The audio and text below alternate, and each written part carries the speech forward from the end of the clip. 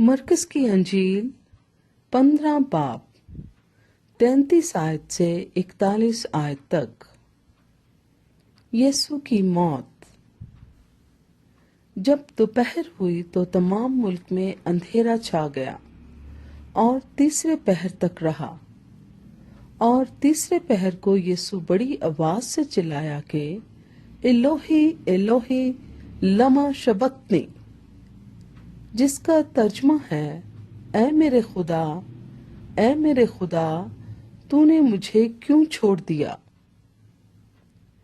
जो पास खड़े थे उनमें से बाज ने ये सुनकर कहा, देखो वो एलिया को बुलाता है।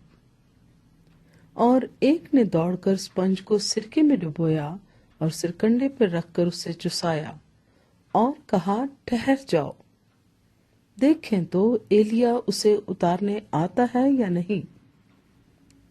फिर यीशु ने बड़ी आवाज से चिल्लाकर दम दे दिया और मकदस का पर्दा ऊपर से नीचे तक फटकर 2 टुकड़े हो गया।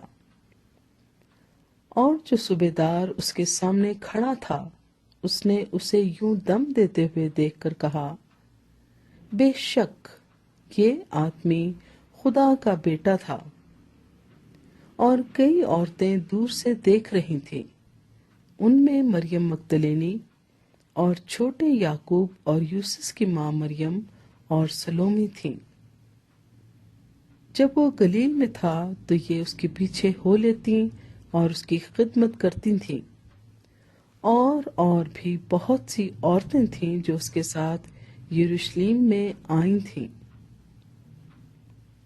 पाक कलाम के पढ़े और सुने जाने पर खुदा की बरकत हो। आमीन।